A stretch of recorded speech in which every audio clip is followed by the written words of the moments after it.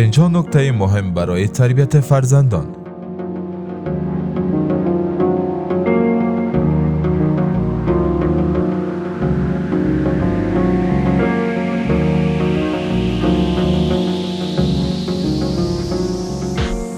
چگونه فرزندان شاد داشته باشیم؟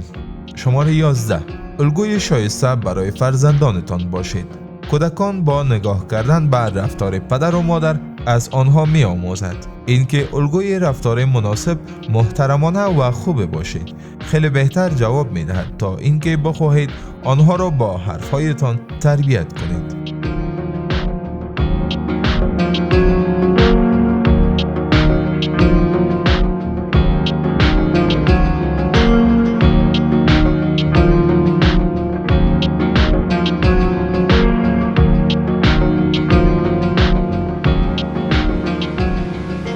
شماره 12.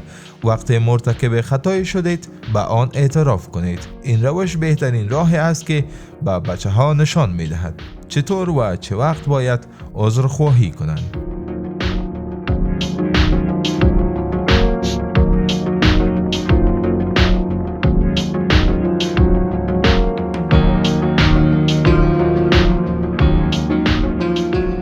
سیزدهم.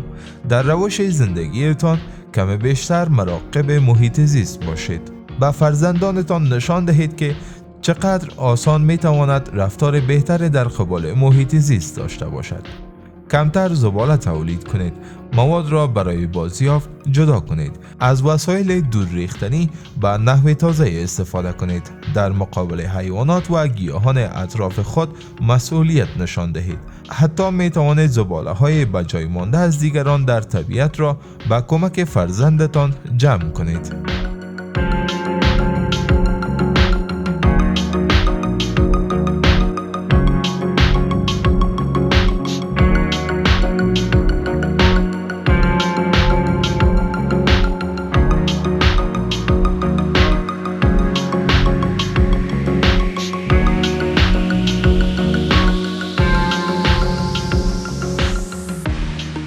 چهاردهم. محبت خود را با همسرتان در مقابل کودکتان نشان دهید. همسرتان را در آغوش بگیرید و با الفاظ محبت آمیز یکدیگر را صدا کنید. ازدواج شما یگانه الگوی فرزندتان برای درک چگونگی یک رابطه عمیق احساسی است. اینکه چنین رابطه چگونه باید باشد، چه احساسی در آن جریان دارد و چه معنایی می‌دهد، این وظیفه شماست که ذهنیت عالی در ذهن کودکانتان خلق کنید.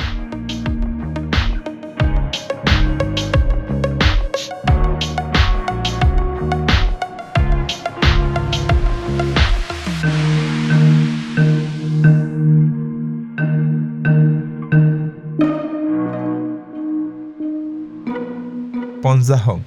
با تفاوت‌های خود و همسرتان در روش‌های فرزندپروری احترام بگذارید. از اصولی که همسرتان برای تربیت فرزند به آنها اعتقاد دارد حمایت کنید، مگر اینکه از استانداردهای فرزندپروری بسیار دور باشد. انتقاد و بحث و جدل بر سر استانداردهای متفاوت در میان همسران به سلامت ازدواج و احساس امنیت فرزندتان بیشتر آسیب وارد می کند تا اینکه استانداردهای متفاوت شریک زندگیتان را بپذیرید. در هر صورت بهتر است هر دو نفر از شیوه یکسان تربیتی بهره ببرند، زیرا وجود تضاد در این رویه بیش از راهکارهای کمی غلط یکی از والدین به کودک آسیب وارد می کند.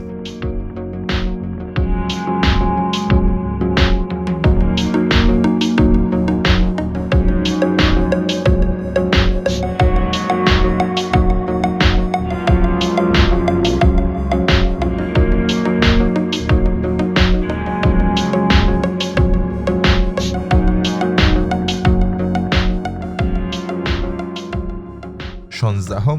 تمجید خود را دقیق بیان کنید.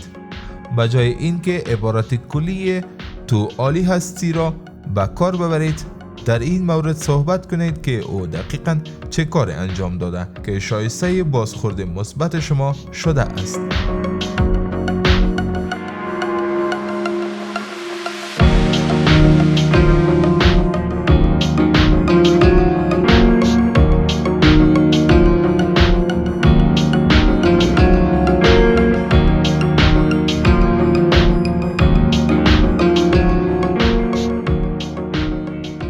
11.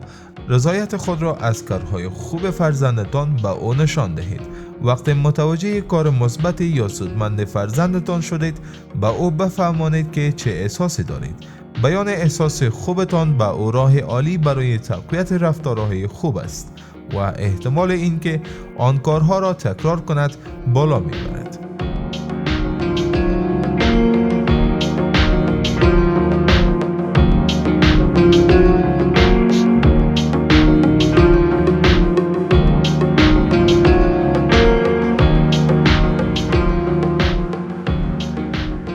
هجدهم، پشت سر کودکتان حرف بزنید. حقیقت این است هر حرفی که از فاصله دور درباره خودمان میشنویم، از چیزی که مستقیم به خود ما گفته شود تاثیر بیشتری دارد.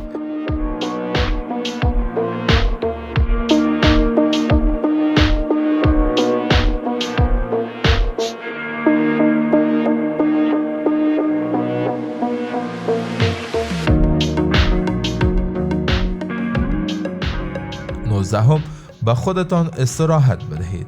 اگر آنقدر خسته اید نمی توانید آشپزی کنید و از کنار جاده غذای آماده را می خرید، احساس نکنید که پدر یا مادر بد شده اید.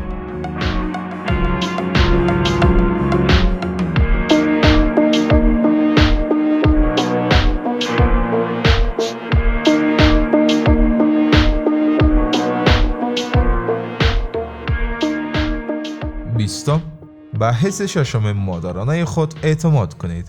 هیچ کسی بهتر از شما فرزندتان را نمی شناسد. وقتی موضوع مرتبط به سلامتی او است، از غریزه خودتان تبعیت کنید.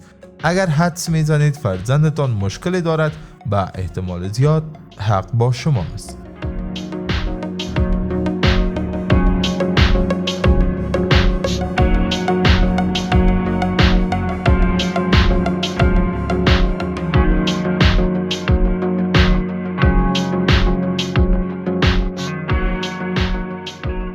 نه گفتن را بیاموزید.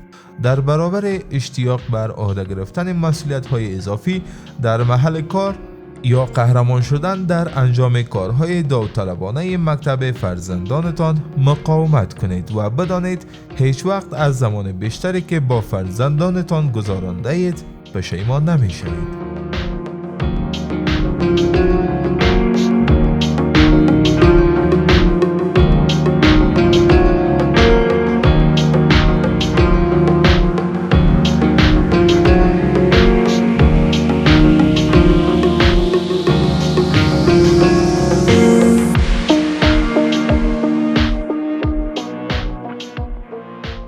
22. در برابر بی احترامی فرزندتان قاطعانه عمل کنید. هرگز به فرزندتان اجازه ندهید با شما یا هر فرد دیگر گستاخانه صحبت کند یا از زبان آزاردهنده استفاده نماید. اگر چنین زبانی را به کار برد، قاطعانه به او یادآوری کنید که چگونه به احترامی را تحمل خواهید کرد.